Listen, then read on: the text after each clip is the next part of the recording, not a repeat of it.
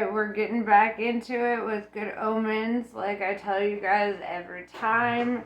If you are just now starting to watch these videos, I recommend going to the first part of this book, so you can be caught up, right? Watch it from the beginning, right? I mean, if you catch it midway, partway through the end, you're not gonna, know what's going on. So go to the beginning. Or whatever, So anyway, let's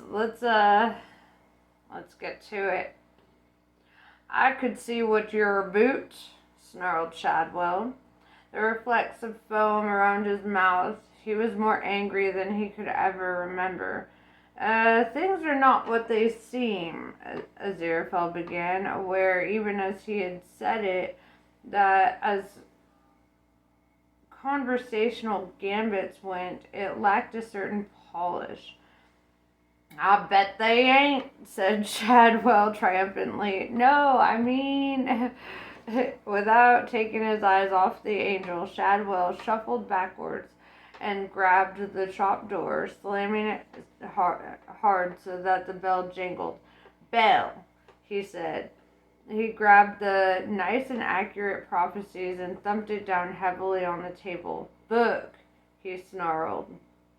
He fumbled in his pocket and produced his trusty Ronson, practically candle.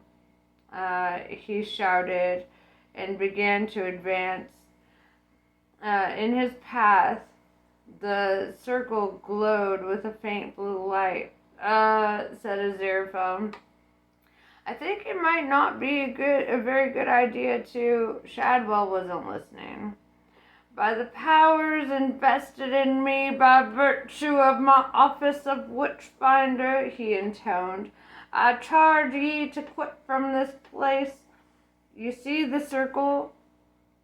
And return henceforth to the place from which you came, pausing not to. It would really be unwise for a human to set foot in it without, and deliver us from evil. Keep out of the circle, you stupid man.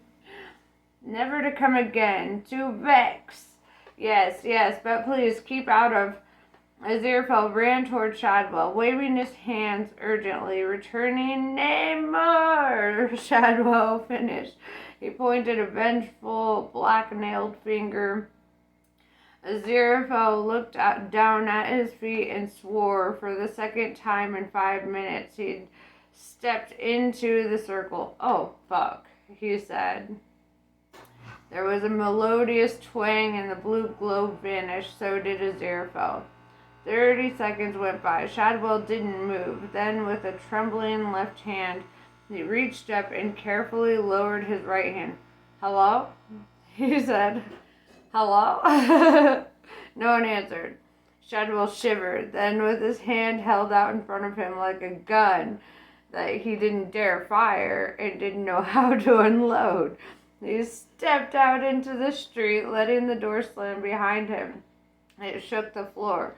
One of Aziraphale's candles fell over, spilling burning wax across the old dry wood. Crowley's London flat was the epitome of style. It was everything that a flat should be. Spacious, white, elegantly furnished, and with that designer unlived-in look that only comes from not being lived in. This is because Crowley did not live there. It was simply the place he went back to at the end of the day when he was in London. The beds were always made, the fridge was always stocked with gourmet food that never went off. That was why Crowley had a fridge after all, and for that matter, the fridge never needed to be defrosted or even plugged in. The lounge contained a huge television, a white leather sofa, a video, and a laserdisc player, an antiphone, 2 telephones, the antiphone line, and the private line, a number so far undiscovered by the legions of telephone salesmen who persisted in trying to sell Crowley double glazing which he already had, or life insurance, which he didn't need, and a square matte black sound system, the kind so exquisitely engineered that it just has the on-off switch and the volume control. The only sound equipment Crowley had overlooked was speakers. He'd forgotten about them, not that it made any difference. The sound reproduction was quite perfect anyway. There was an unconnected fax machine with the intelligence of a computer and a computer with the intelligence of a retarded ant. Nevertheless, Crowley upgraded it every few months because a sleek computer was the sort of thing Crowley felt that the sort of human he tried to be would have. This one was like a Porsche with a screen. The manuals were still in their transparent wrapping. In fact, the only things in the flat Crowley devoted any personal attention to were the houseplants. They were huge and green and glorious, with shiny, healthy, lustrous leaves. This was because once a week, Crowley went around the flat with a green plastic plant mister, spraying the leaves and talking to the plants. They had heard about talking to plants in the early 70s on Radio 4 and thought it an excellent idea. Although talking is perhaps the wrong word for what Crowley did. What he did was put the fear of God into them. More precisely, the fear of Crowley. In addition to which, every couple of months, Crowley would pick out a plant that was growing too slowly or succumbing to leaf wilt or browning or just didn't look quite as good as the others, and he would carry it around to all the other plants and say goodbye to your friend, he'd say to them. He just couldn't cut it. Then he would leave the flat with the offending plant and return an hour or so later with a large empty flower pot, which he would leave somewhere conspicuously around the flat. The plants were the most luxurious, verdant, and beautiful in London, also the most terrified.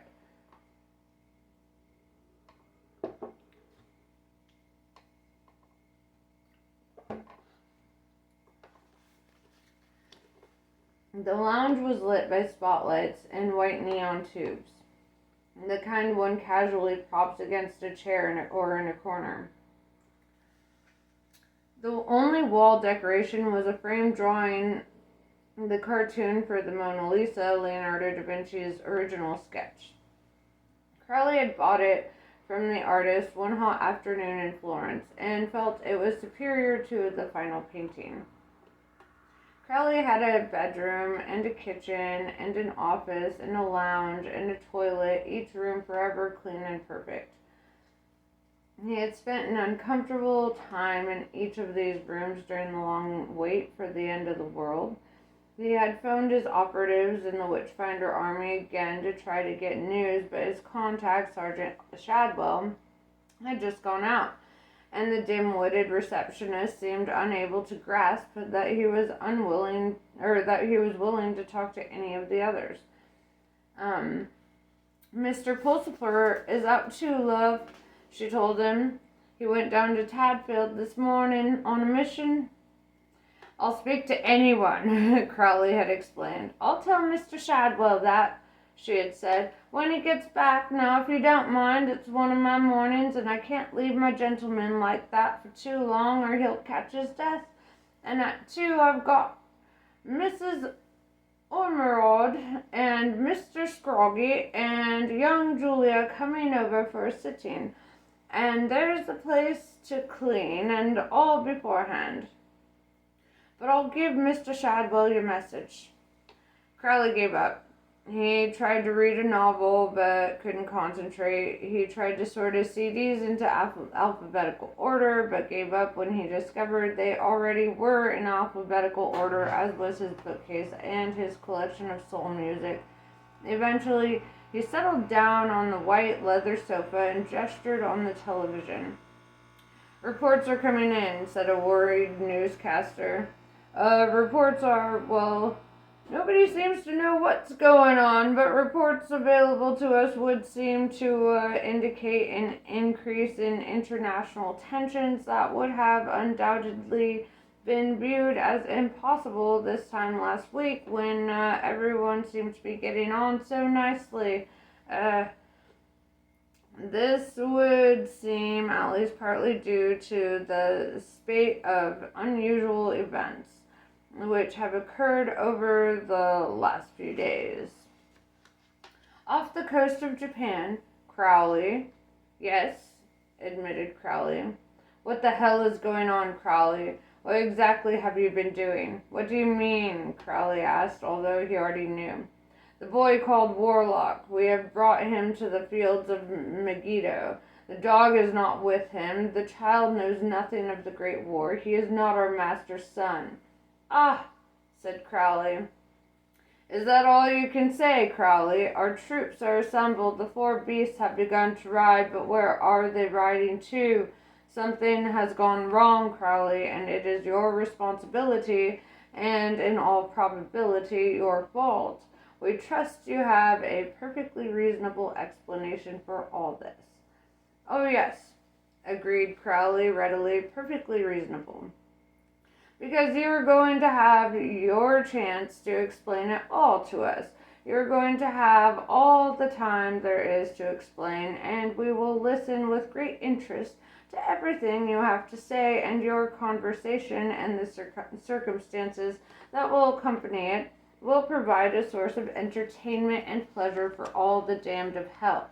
Crowley, because no matter how racked with torment, no matter what agonies the lowest of the damned are suffering, Crowley, you will have it worse. With a gesture, Crowley turned the set off. The dull gray screen continued, enunciating. The silence formed itself into words. Do not even think about trying to escape us, Crowley. There's no escape. Stay where you are. You will be collected. Crowley went to the window and looked out. Something black and car-shaped was moving slowly down the street toward him.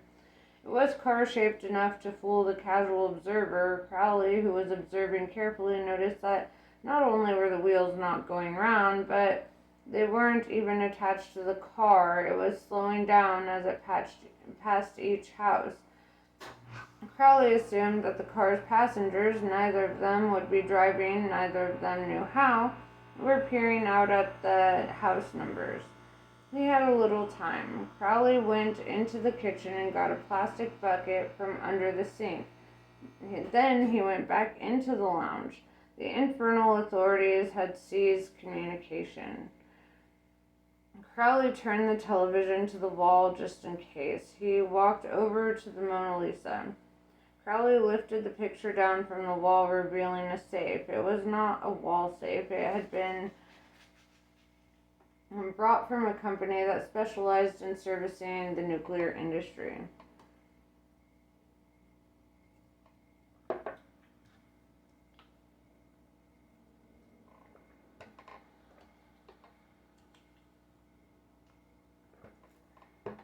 He unlocked it, revealing an inner door with a dial combination lock. He spun the dial. 4004 was the code. Easy to remember, the year he had slithered onto a stupid, marvelous planet, and back when it was gleaming and new. Inside the safe were a thermos flask, 2 heavy PVC gloves, the kind that covered one's entire arms, some tongs. Crowley paused. He eyed the flask nervously. There was a crash from downstairs that had been the front door. He pulled on the gloves and gingerly took the flask and the tongs and the bucket, and as an afterthought, he grabbed the plant mister from beside a luxuriant rubber plant and headed for his office, walking like a man carrying a thermos flask full of something that might cause, if he dropped it or even thought about dropping it, the sort of explosion that impels graybeards to make statements like, "And where this crater is now once stood the city of Washington," in SFB movies. He reached his office, nudged open the door with his shoulder. Then he bent his legs and slowly put things down on the floor. Bucket, tongs, plant, mister, and finally deliberately the flask. A bead of sweat began to form on Crowley's forehead and trickled down onto one eye. He flicked it away. Then, with care and deliberation, he used the tongs to unscrew the top of the flask. Carefully, that was it. A pounding on the stairs below him and a muffled scream that would have been the little old lady on the floor below. He could not afford to rush. He gripped the flask with the tongs, and taking care not to spill the tiniest drop, he poured the contents into the plastic bucket. One false move was all it would take. There. He opened the office door about 6 inches and placed the bucket on top. He used the tongs to replace the top of the flask. Then a crash from his outer hallway pulled off the PVC gloves, picked up the plant mister, and settled himself behind his desk. Crowley, called a guttural voice. Haster. He's through there, hissed another voice. I can feel the slimy little creep, Leaguer. Haster and Leaguer. Now, as Crowley would be the first to protest, most demons weren't deep down evil. In the great cosmic game, they felt they occupied the same position as tax inspectors, doing an unpopular job, maybe, but essential to the overall operation of the whole thing. If it came to that, some angels weren't paragons of virtue. Crowley had met one or two who, when it came to righteously smiting the ungodly, smote a good deal harder than was strictly necessary. On the whole, everyone had a job to do, and just did it. And on the other hand, you got people like Leaguer and Haster who took such a dark delight in unpleasantness, you might even have mistaken them for human. Crowley leaned back in his executive chair. He forced himself to relax and failed appallingly. In here, people, he called. We want a word with you, said Leaguer in a tone of voice intended to imply that word was synonymous with horrifically painful eternity. And the squat demon pushed open the office door. The bucket teetered and then fell neatly on Leaguer's head. Drop a lump of sodium in water, watch it flame and burn and spin around crazily, flaring and sputtering. This was like that, just nastier. The demon peeled and flared and flickered. Oily brown smoke oozed from it, and it screamed and it screamed and it screamed. Then it crumpled, folded in on itself, and what was left lay glistening on the burnt and blackened circle of carpet, looking like a handful of mashed slugs. Hi, said Crowley to Haster, who had been walking behind Leaguer and had unfortunately not been so much as splashed. There are some things that are unthinkable, and there are some depths that not even demons would believe other demons would stoop to. Holy water!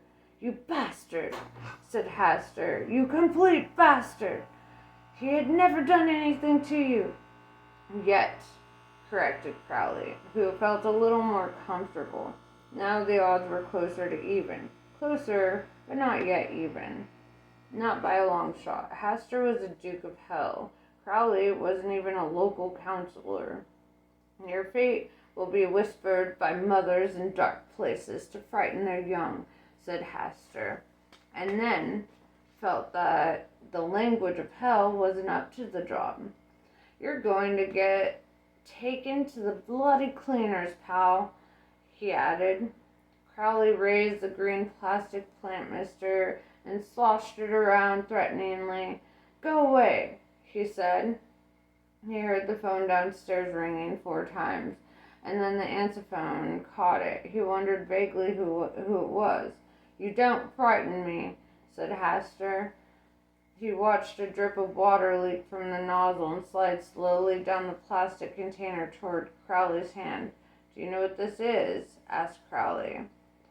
This is Sainsbury's plant mister, cheapest and most efficient plant mister in the world. It can squirt a fine spray of water into the air. Do I need to tell you what's in it? It can turn you into that. He pointed to the mess on the carpet. Now go away. Then the drip on the side of the plant mister reached Crowley's curled fingers and stopped. You're bluffing, said Hastur. Maybe I am, said Crowley in a tone of voice which he hoped made it quite clear that bluffing was the last thing on his mind. And maybe I'm not. Do you feel lucky? Hastur gestured and the plastic bulb dissolved like rice paper, spilling water all over Crowley's desk and all over Crowley's suit. Yes, said Hastur, and then he smiled. His teeth were too sharp, and his tongue flickered between them. Do you? Crowley said nothing. Plan A had worked. Plan B had failed. Everything depended on Plan C, and there was one drawback to this. He had only ever planned as far as B. So, hissed Hastur, time to go, Crowley. I think there's something you ought to know, said Crowley, stalling for time. And that is, smiled Hastur. Then the phone on Crowley's desk rang. He picked it up and warned Hastur, don't move. There's something important you should know, and I really mean it. Hello. Said Crowley, and then he said, nah, got an old friend here. Aziraphale hung up on him. Crowley wondered what he had wanted, and suddenly Plan C was there. In his head, he didn't replace the handset on the receiver. Instead, he said, okay, Hastur, you passed the test. You're ready to start playing with the big boys. Have you gone mad? Nope. Don't you understand? This was a test. The lords of hell had to know that you were trustworthy before we gave you the command of the legions of the damned in the war ahead. Crowley, you are lying, or you are insane, or possibly you are both, said Hastur, but his certainty was shaken.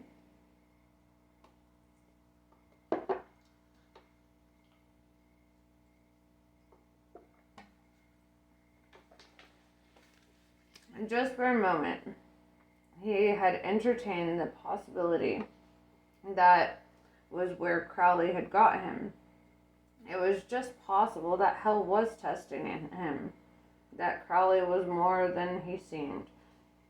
Hastur was paranoid, which was simply a sensible and well-adjusted reaction to living in hell, where they really were all out to get you.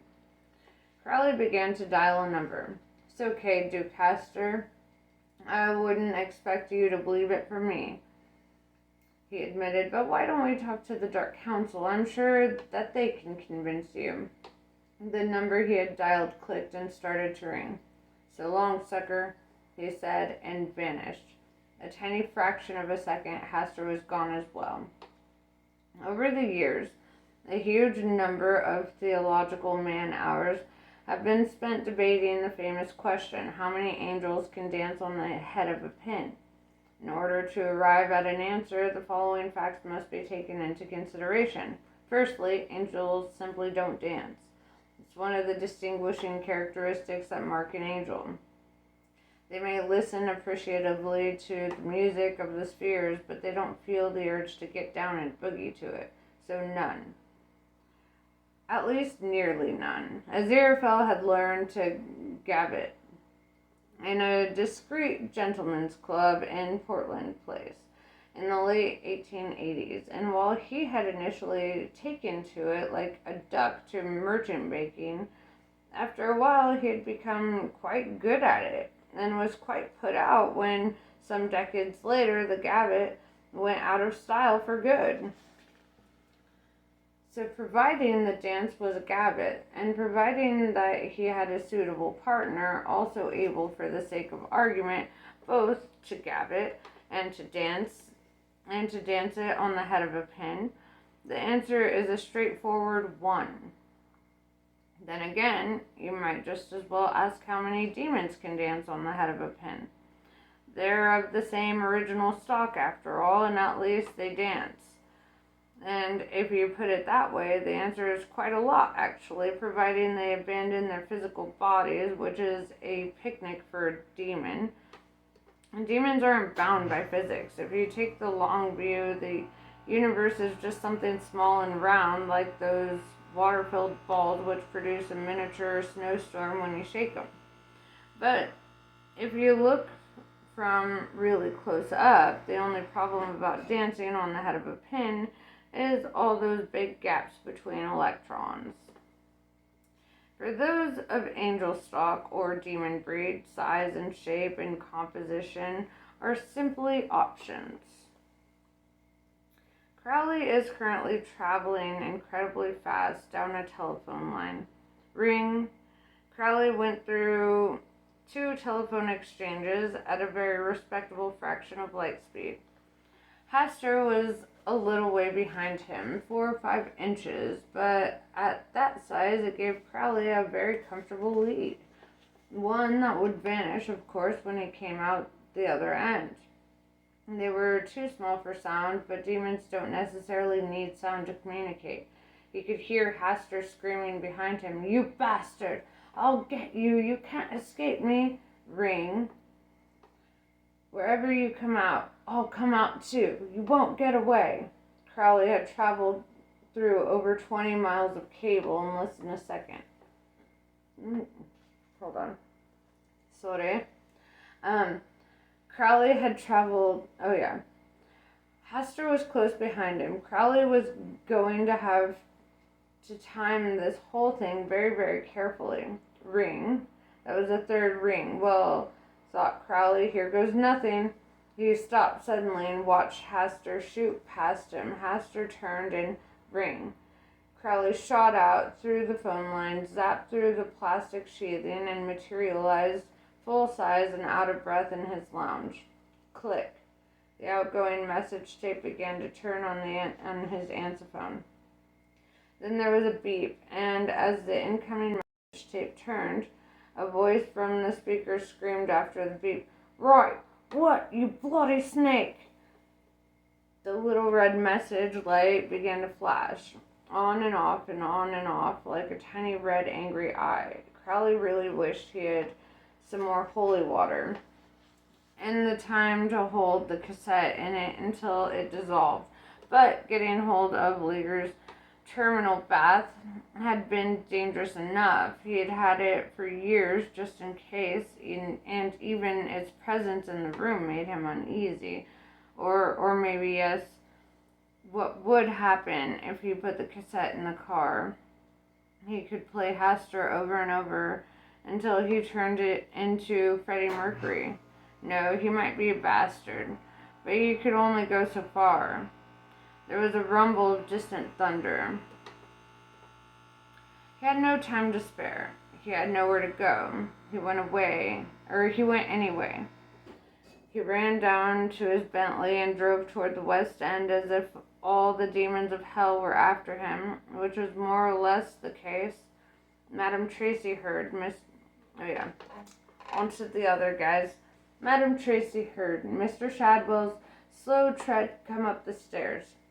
It was slower than usual and paused every few steps. Normally he came up the stairs as if he hated every one of them. She opened her door. He was leaning against the landing wall. "Why, Mr. Shadwell," she said, "whatever have you done to your hands?" "Get away from me, you woman," Shadwell groaned. "I do not know my any powers. Why are you holding it out like that?" Shadwell tried to back into the wall. "Stand back, I tell you, I cannot be responsible." "What on earth has happened to you, Mr. Shadwell?" said Madame Tracy, trying to take his hand. Nothing on earth.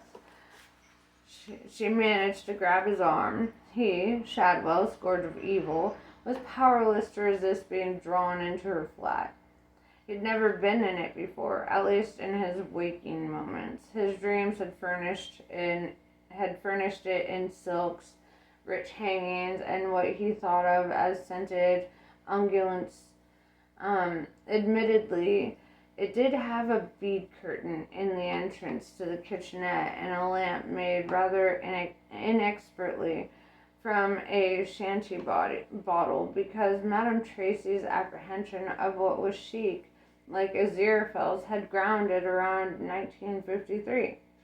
And there was a table in the middle of the room with a velvet cloth on it, and on the cloth the crystal ball, which increasingly was Madame Tracy's means of earning a living. "I think you could do with a good lie down, Mr. Shadwell," she said, in a voice that brooked no argument, and led him on into the bedroom. He was too bewildered to protest. "But young Newt is out there," Shadwell muttered, "enthralled to heathen passions and occult wiles." "Then I'm sure he'll know what to do about them," said Madame Tracy briskly, whose mental picture of what Newt was going through was probably much closer to reality than Shadwell's. "And I'm sure he wouldn't like to think of you getting yourself worked up into a state here. Just you lie down and I'll make us both a nice cup of tea." And she disappeared in a clacking of bead curtains. Suddenly, Shadwell was alone on what he was just capable of recalling through the wreckage of his shattered nerves was a bed of sin, and right at this moment was incapable of deciding whether that was in fact better or worse than not being alone on a bed of sin. He turned his head to take in his surroundings.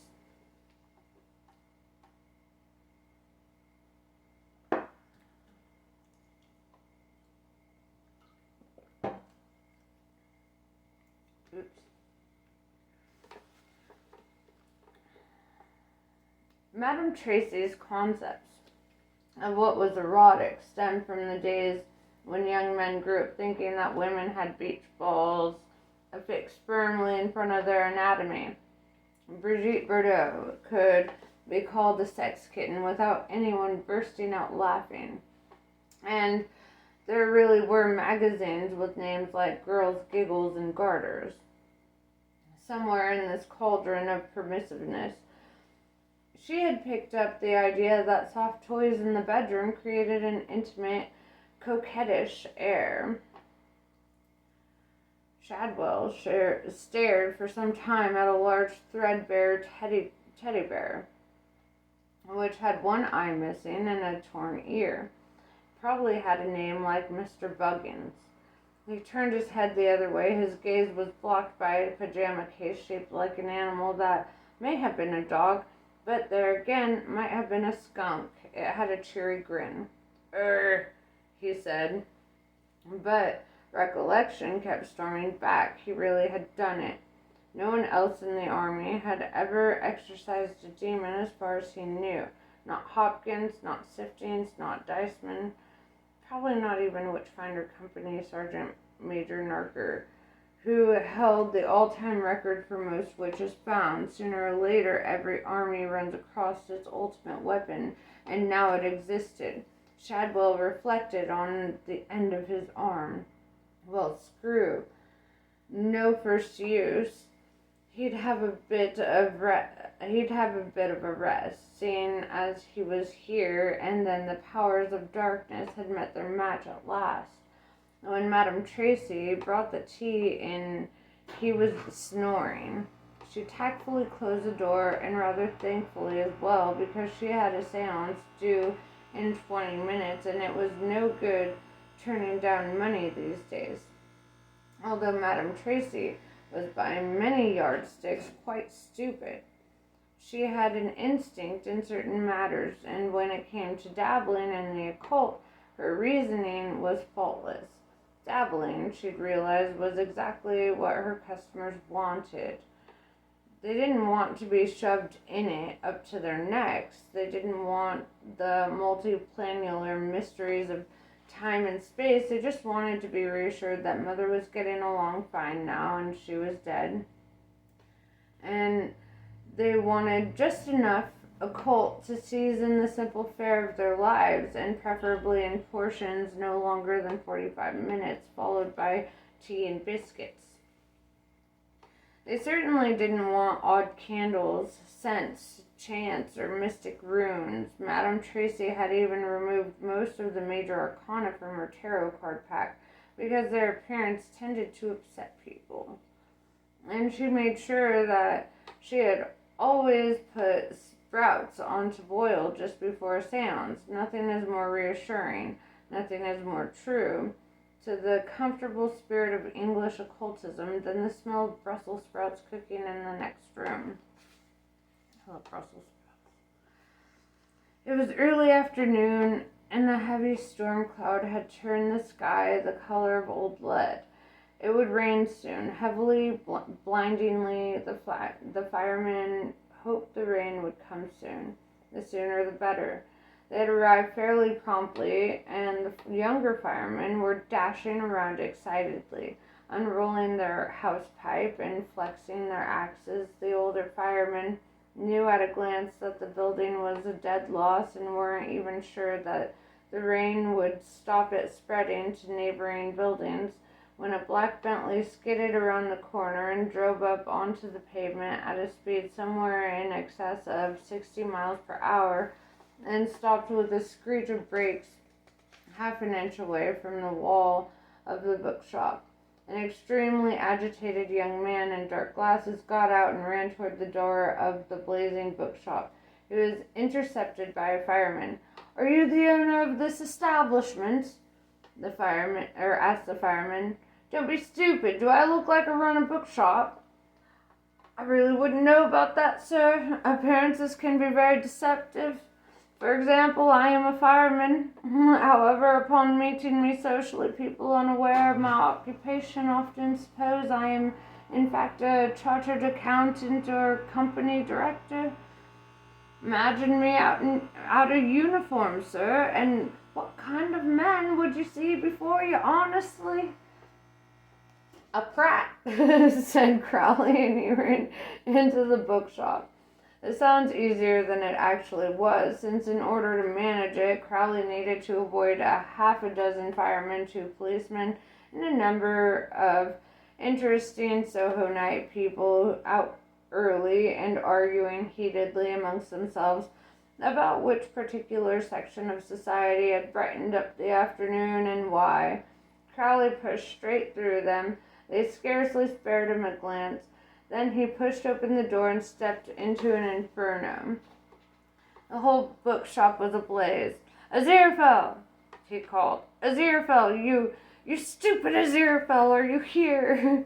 No answer, just the crackle of burning paper, the splintering of glass as the fire reached the upstairs rooms, the crash of the collapsing timbers. He scanned the shop urgently, desperately looking for the angel, looking for help. In the far corner, a bookshelf toppled over, cascading flaming books across the floor. The fire was all around him, and Crowley ignored it. His left trouser leg began to smolder. He stopped it with a glance. "Hello, Aziraphale! For somebody's sake, Aziraphale!" The shop window was smashed from outside. Crowley turned, startled. An unexpected jet of water struck him full in the chest, knocking him to the ground. His shades flew to a far corner of the room and became a puddle of burning plastic. Yellow eyes, steaming, face ash blackened, as far from cool as it was possible for him to be, on all fours in the blazing bookshop. Crowley cursed Aziraphale and the ineffable plan, and above and below. Then he looked down and saw it, the book that the girl had left in the car in Tadfield on Wednesday night. It was slightly scorched around the cover, but miraculously unharmed. He picked it up, stuffed it into his jacket pocket, stood up unsteadily, and brushed himself off. The floor above him collapsed with a roar and gargantuan shrug. The building fell in on itself in a rain of brick and timber and flaming debris. Outside, the passers-by were being herded back by the police, and a fireman was explaining to anyone who would listen. "I couldn't stop him. He must have been mad or drunk. He just ran in. I couldn't stop him. Mad. Ran straight in. Horrible way to die. Horrible. Just ran straight in." Then Crowley came out of the flames. The police and the firemen looked at him, saw the expression on his face, and stayed exactly where they were. He climbed into the Bentley and reversed back onto the road, swung around a fire truck, into Wardour Street, and into the darkened afternoon. They stared at the car as it sped away. Finally, one policeman spoke. "Weather like this, he ought to have put his lights on," he said numbly. "Especially driving like that could be dangerous," agreed another in flat, dead tones, and they all stood there in the light and the heat of the burning bookshop, wondering what was happening to a world they had thought they understood. There was a flash of lightning, blue-white strobing across the cloud-black sky, a crack of thunder so loud it hurt, and hard rain began to fall. She rode a red motorbike. Not a friendly Honda red, a deep, bloody red, rich and dark and hateful. The bike was apparently, in every other respect, ordinary, except for the sword resting in its scabbard, set onto the side of the bike. Her helmet was crimson, and her leather jacket was the color of old wine, and ruby studs on the back were picked out the words "Hell's Angels." It was 1:10 in the afternoon, and it was dark and humid and wet. The motorway was almost deserted, and the woman in red roared down the road on her red motorbike, smiling lazily. It had been a good day so far. There was something about the sight of a beautiful woman on a powerful motorbike with a sword stuck on the back that had a powerful effect on a certain type of man. So far, 4 traveling salesmen had tried to race her, and bits of Ford Sierra now decorated the crash barriers and bridge supports along 40 miles of motorway. She pulled up at a service area and went into the Happy Porker Cafe. It was almost empty. A bored waitress was darning a sock behind the counter, and a knot of black-leathered bikers, hard, hairy, filthy, and huge, were clustered around an even taller individual in a black coat. She was resolutely playing something that in bygone years would have been a fruit machine, but now had a video screen and advertised itself as Trivia Scrabble. The audience were saying things like, "It's D, press D. The Godfather must have gotten more Oscars than Gone with the Wind. Puppet on a String, Sandy Shaw. Honest, I'm bleeding positive. 1666. No, you great pillock. That was the fire. The plague was 1665. It's B, the Great Wall of China wasn't one of the 7 wonders of the world." There were 4 options: pop music, sport, current events, and general knowledge. The tall biker, who had kept his helmet on, was pressing the buttons to all intents and purposes, oblivious of his supporters. At any rate, he was consistently winning. The Red Rider went over to the counter. "Cup of tea, please, and a cheese sandwich," she said. "You on your own then, dear?" asked the waitress, passing the tea and something white and dry and hard across the counter. Waiting for friends." "Ah," she said, biting through some wool. "Well, you're better off waiting in here. It's hell out there." "No," she told her, "not yet." She picked a window table with a good view of the parking lot, and she waited. She could hear the Trivia Scrabblers in the background.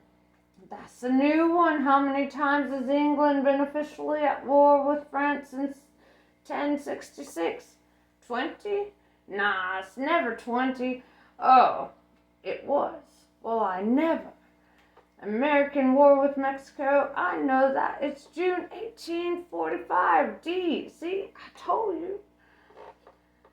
The second shortest biker, Pigbog, 6'3", whispered to the shortest greaser, 6'2". "What happened to sport then?" He had love tattooed on one set of knuckles, hate on the other. It's random. What's it? Selection in it? I mean, they do it with microchips. It's probably got like millions of different subjects in there in its RAM.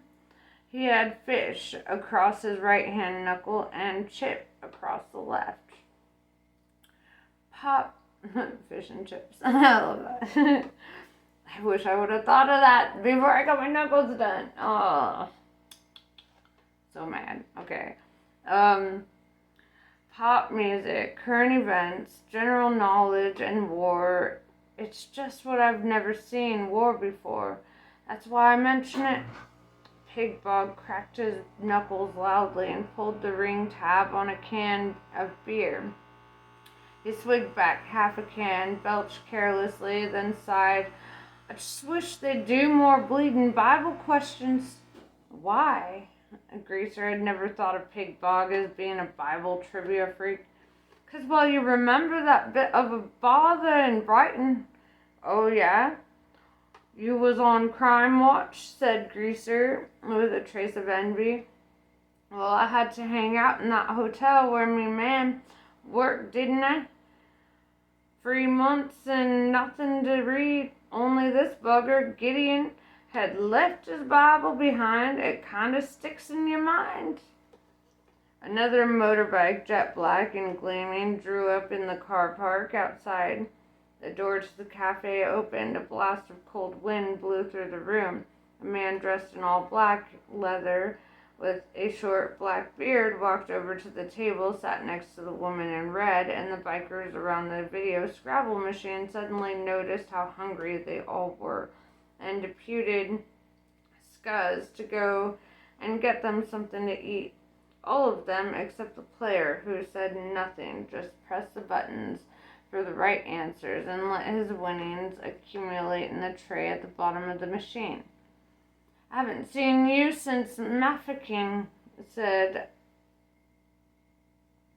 Mafeking? Whatever. Said Red. How's it been going? I've been keeping pretty busy, said Black. Spent a lot of time in America, brief world tours, just killing time, really. What do you mean you've got no steak and kidney pies? Asked Guz, affronted. I thought we had some, but we don't, said the woman. Feels funny, all of us finally getting together like this, said Red. Funny? Well, you know, when you spent all these thousands of years waiting for the big day and it finally comes, like waiting for Christmas or birthdays. We don't have birthdays. I didn't say we do. I just said that it was what it was like. Actually, admitted the woman, doesn't look like we've got anything left at all except that slice of pizza. Has it got anchovies on it? Asked Scuzz gloomily. None of the chapter liked anchovies or olives. Yes, dear, it's anchovy and olives. Would you like it? Scuzz shook his head sadly, stomach rumbling. He made his way back to the game. Big Ted got irritable when he got hungry, and when Big Ted got irritable, everyone got a slice.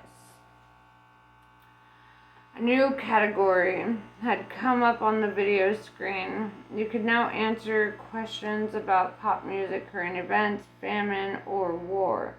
The bikers seemed marginally less informed about the Irish potato famine of 1846, the English everything famine of 1315, and the 1969 dope famine in San Francisco than they had been about war. But the player was still racking up a perfect score, punctuated occasionally by a whir, ratchet, and chink, as the machine disgorged pound coins into its tray. Weather looks a bit tricky down south, said Red. Black squinted at the darkening clouds. Nah, looks fine to me. We'll have a thunderstorm along any minute.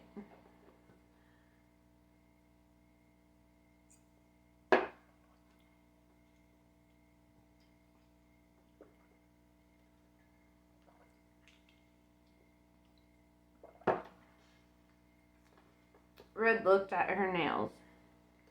That's good. It wouldn't be the same if we didn't have a good thunderstorm.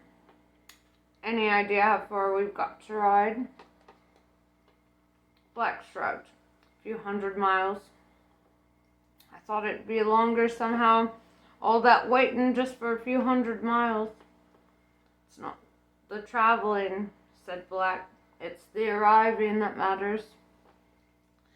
There was a roar outside. It was the roar of a motorbike with a defective exhaust, untuned engine, leaky carburetor.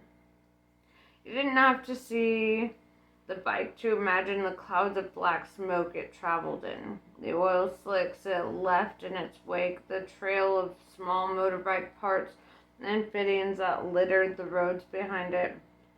Black went up to the counter. 4 teas, please. He said, 1 black. The cafe door opened. A young man in dusty white leathers entered, and the wind blew empty crisp packets and newspapers and ice cream wrappers in with him. They danced around his feet like excited children, then fell exhausted to the floor. 4 of you are there, dear? Asked the woman. She was trying to find some clean cups and teaspoons. The entire rack seemed suddenly to have been coated in a light film of motor oil and dried egg. There will be, said the man in black, and he took the teas and went back to the table where his 2 comrades waited. Any sign of him? Said the boy in white.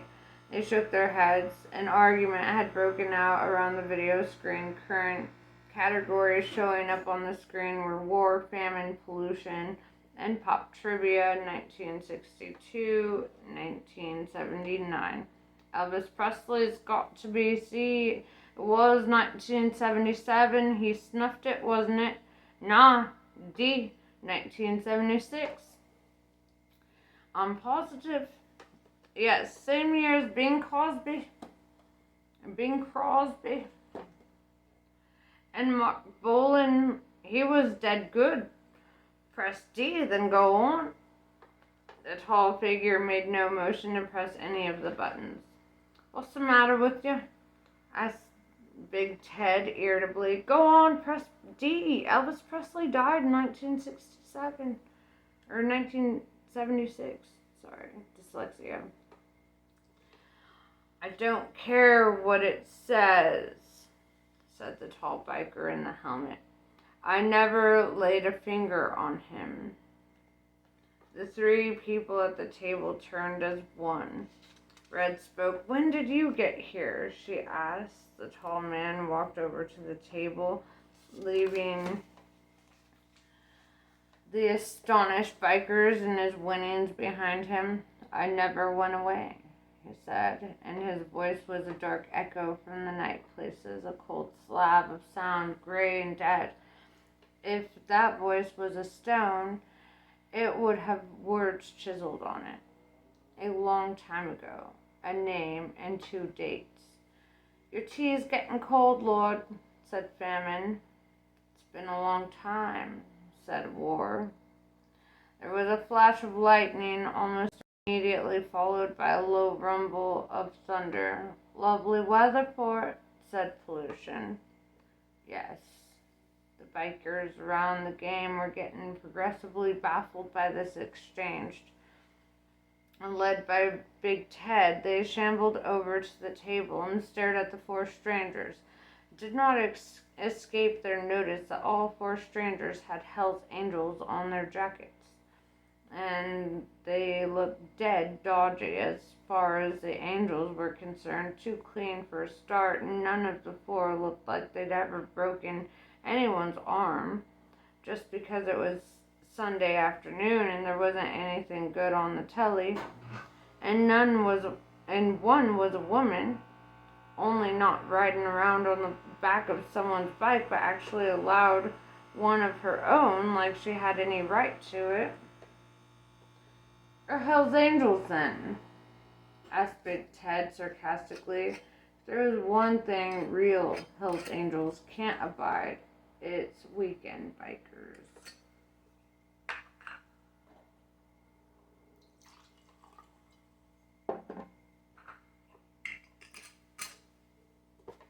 The four strangers nodded.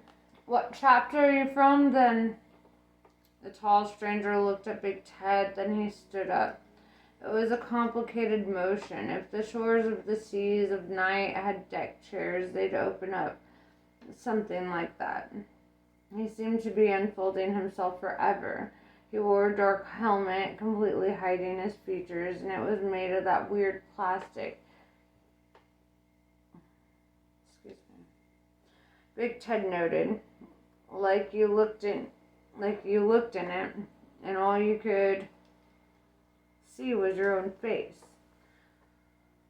"Revelations," he said, "chapter 6, verses 2 to 8, added the boy in white helpfully. "Hold on. I have to find that now, because I want to know what it says." Okay, I'm sorry. We're gonna interlude with another book. I'll be right back. Alright, I'm gonna actually read that passage. Revelation 6, 2 through 8. "And I saw and behold a white horse, and he sat on him, had a bow. And he that sat on him had a bow, and a crown was given unto him, and he went forth conquering and to conquer. And when he had opened the second seal, I heard the second beast say, Come and see. And there went out another horse that was red, and power was given to him that sat thereon to take peace from the earth, and that they should kill one another, and there was given unto him a great sword. And when he had opened the third seal, I heard the third beast say, Come and see. And I beheld, and lo, a black horse, and he sat on him. And he that sat on him had a pair of balances in his hand. And I heard a voice in the midst of the four beasts say, A measure of wheat for a penny, and 3 measures of barley for a penny. And see thou hurt not the oil and the wine. And when he had opened the fourth seal, I heard the voice of the fourth beast say, Come and see. And I looked, and behold, a pale horse, and his name that sat on him was Death, and hell followed with him. And the power was given unto them over the fourth part of the earth, to kill with sword, and with hunger, and with death, and with the beasts of the earth. Amen. So, now that we have that, Big Ted glared at the 4 of them. His lower jaw began to protrude, and a little blue vein in his temple started to throb. What's that mean, then? He demanded. There was a tug at his sleeve. It was Pig-Bog. He had gone a peculiar shade of gray under the dirt. It means we're in trouble, said Pig-Bog.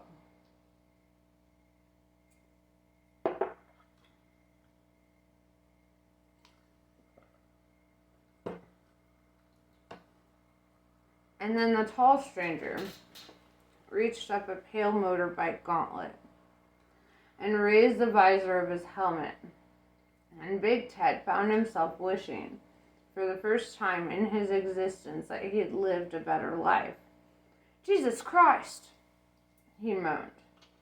I think he may be along in a minute, said Pig-Bog urgently. He's probably looking for somewhere to park his bike. Let's go and join a youth club or something.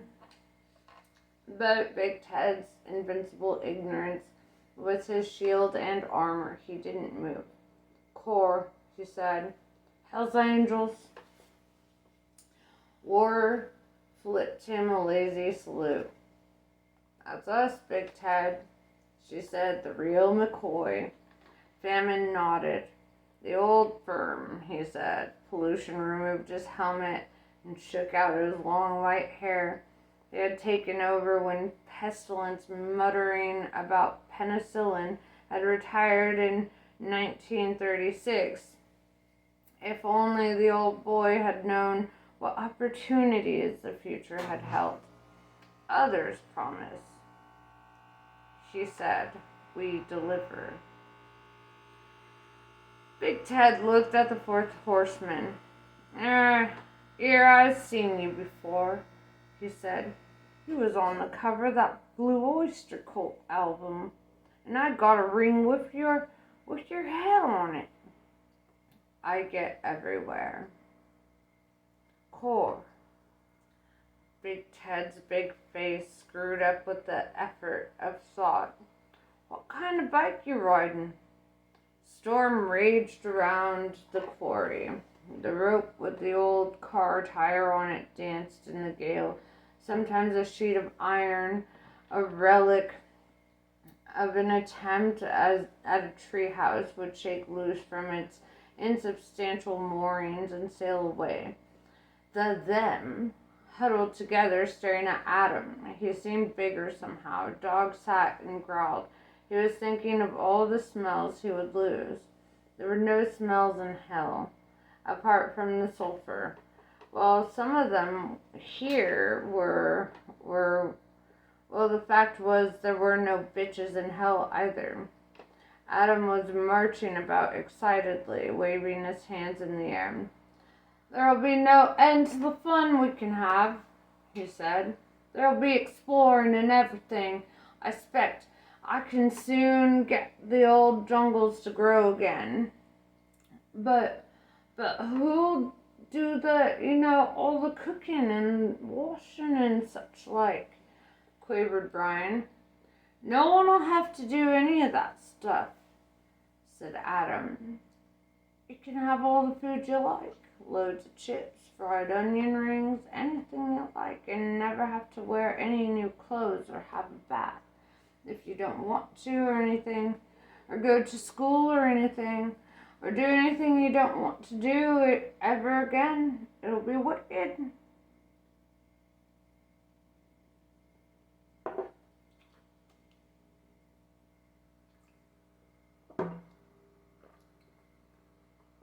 The moon came up over the Cucamundi Hills.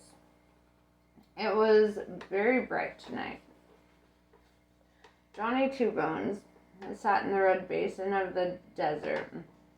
It was a sacred place where two ancestral rocks formed in the dreamtime, lay as they had since the beginning. Johnny Two Bones' walkabout was coming to an end. His cheeks and chest were smeared with red ochre, and he was singing an old song, a sort of singing map of the hills. He was drawing patterns in the dust with his spear. He had not eaten for 2 days. He had not slept. He was approaching a trance state, making him one with the bush, putting him into communion with his ancestors. He was nearly there. Nearly. He blinked, looked around wonderingly. Excuse me, dear boy, he said to himself out loud in precise and enunciated tones, but have you any idea where I am? Who said that? Said Johnny Two Bones. His mouth opened. I did. Johnny scratched thoughtfully. I take it you're one of me ancestors then, mate. Oh, indubitably. Dear boy, quite indubitably. That's a hard one. Quite indubitably. In a manner of speaking. Now, to get back to my original question, where am I? Only if you're one of my ancestors, continued Johnny Two Bones. Why are you talking like a poofter?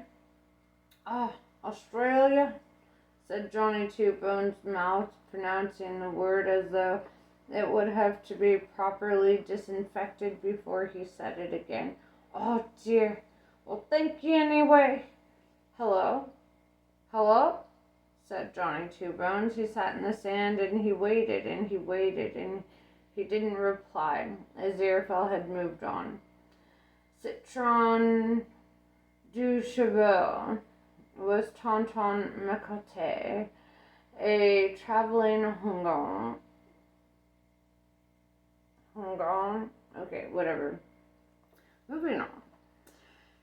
He had a satchel over his shoulder, containing magical plants, medicinal plants, bits of wild cat, black candles, a powder derived chiefly from the skin of certain dried fish, a dead centipede, a half bottle of Chivas Regal, 10 Rothmans, and a copy of What's On in Haiti. He hefted the knife, and with an experienced slicing motion, he cut the head from a black cockerel. Blood washed over his right hand. "Loa, ride me," he intoned. "Grosse bon only." Okay, wait. "Grosse bon only. Come to me." "Where am I?" he said. "Is that my grosse bon only?" he asked himself. "I think that's a rather personal question," he replied. "I mean, as these things go, but one tries, as it were, one does one's best." Citron found one of his hands reaching for the cockerel. "Rather unsanitary place to do your cooking, don't you think? Out here in the jungle, having a barbecue, are we? What kind of place is this? Haitian?" He answered. "Damn, nowhere near. Still could be worse. I must be on my way. Be good." And Citron de Chapeau was alone in his head. "Louse be buggered," he muttered to himself.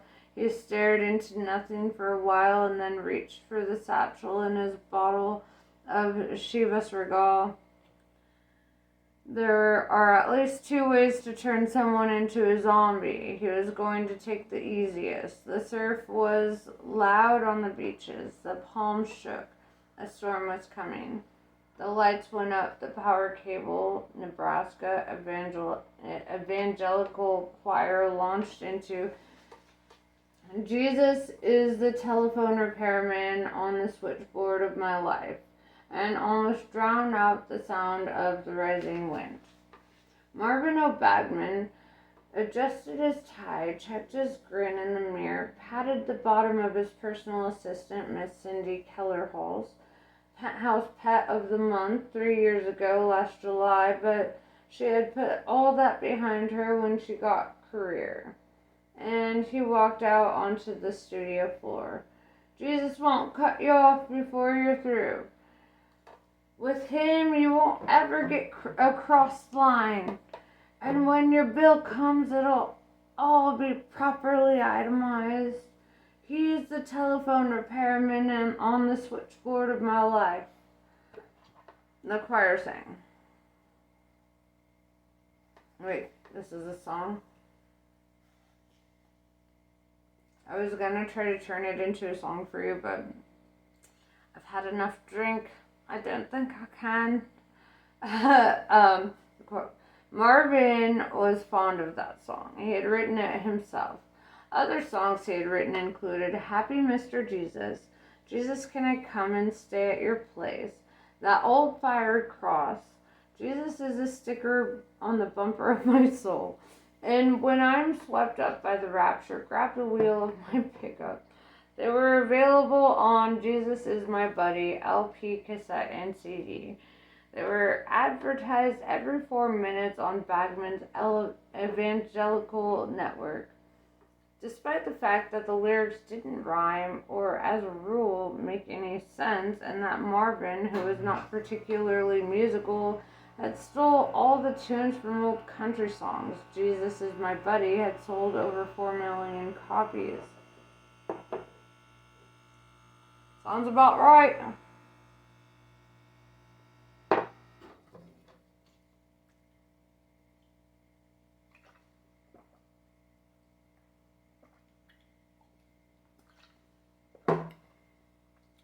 L'chaim. Marvin had started off as a country singer, singing in old Kanye, Twitty, and Johnny Cash songs. He had done regular live concerts from San Quentin jail until the civil rights people got him under the cruel and unusual punishment clause. It was then that Marvin got religion. Not the quiet personal kind that involves doing good deeds and living a better life. Not even the kind that involves putting on a suit and ringing people's doorbells. But the kind that involves having your own TV network and getting people to send you money. He had found the perfect TV mix on Marvin's Hour of Power. This show sounds like Joel Osteen, right? Sorry, I had to interlude just then, but it does. Kind of funny. The show that put the fun back into fundamentalist. 4 3-minute songs from the LP, 20 minutes of Hellfire, and 5 minutes of healing people. The remaining 23 minutes were spent alternately cajoling, pleading, threatening, begging, and occasionally simply asking for money. Basically a glamorized beggar.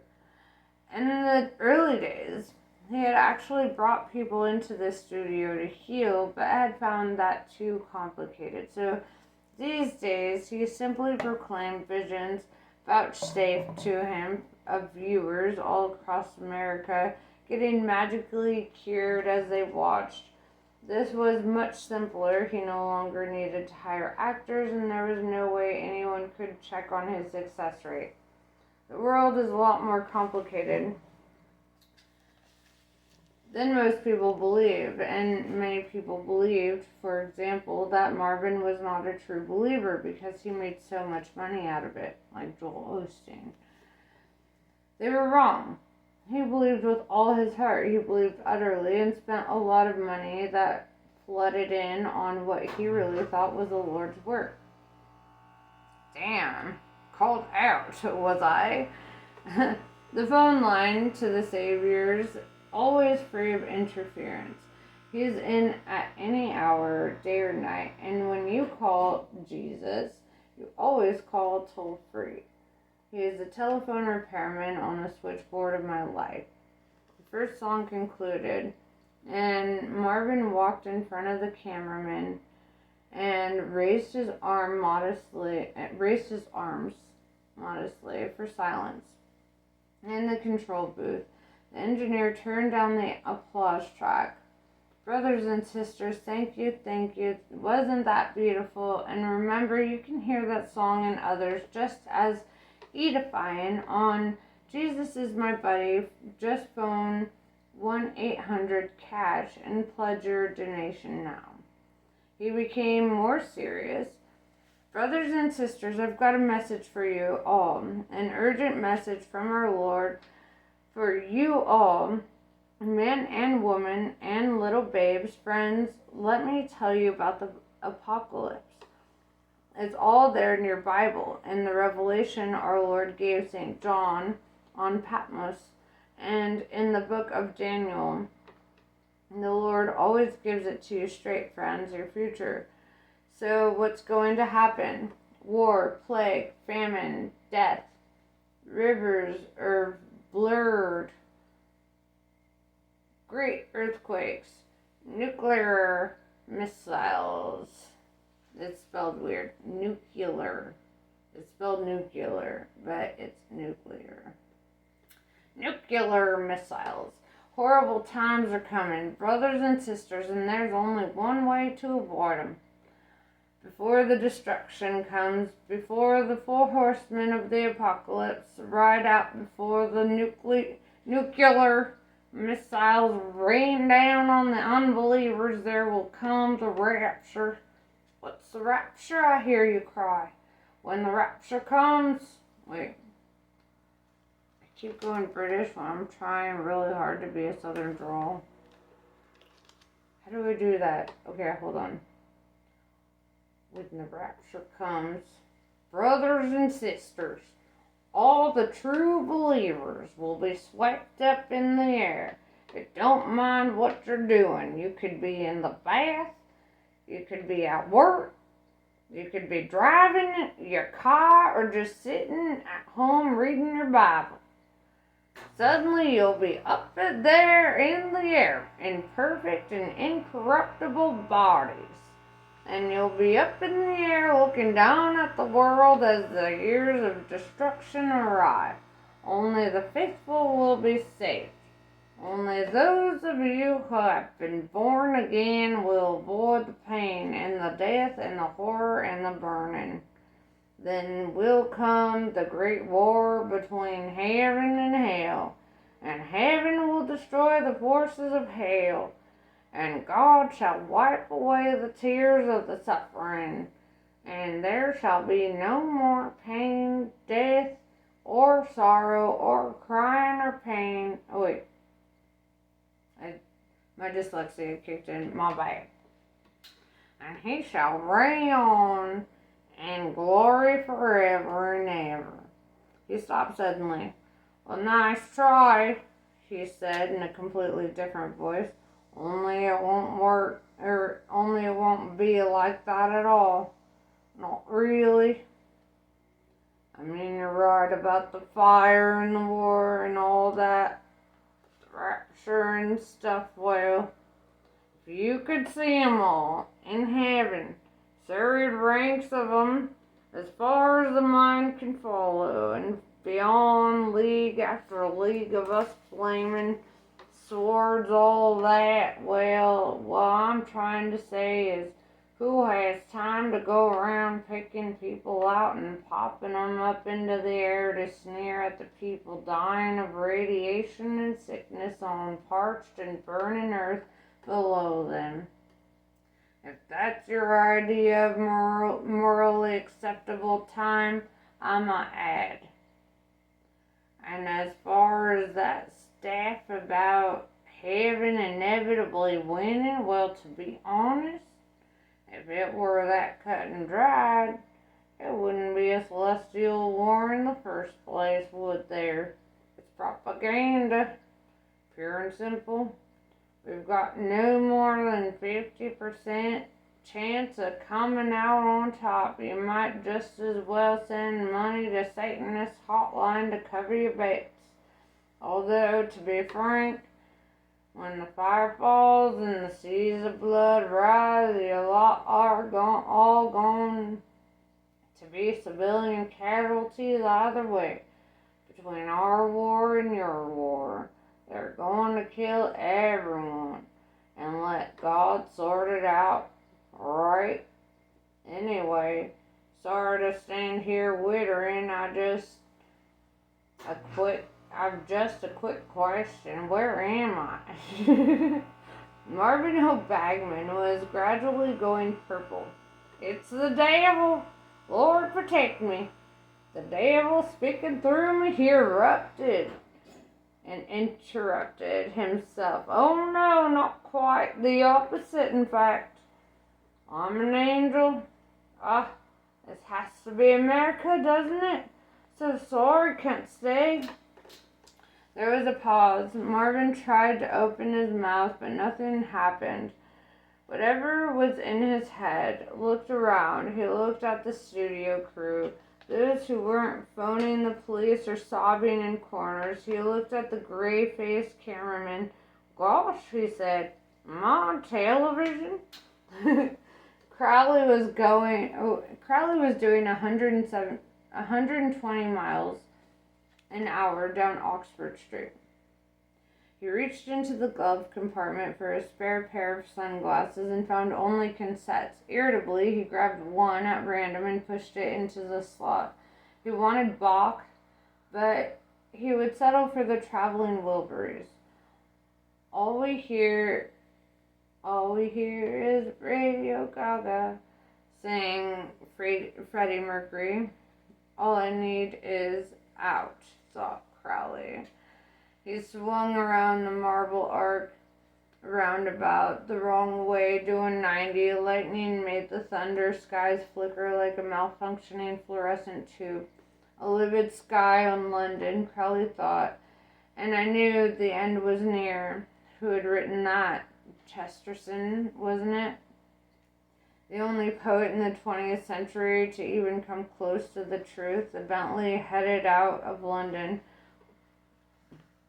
Excuse me. While Crowley, where are you?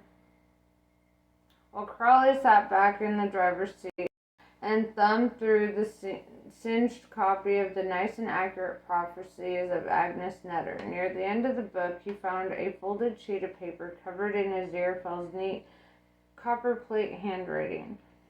He unfolded it while the Bentley's gear stick shifted itself down to third and the car accelerated around a fruit lorry, which had unexpectedly backed out of a side street. And then he read it again. Then he read it one more time, with a slow, sinking feeling at the base of his stomach.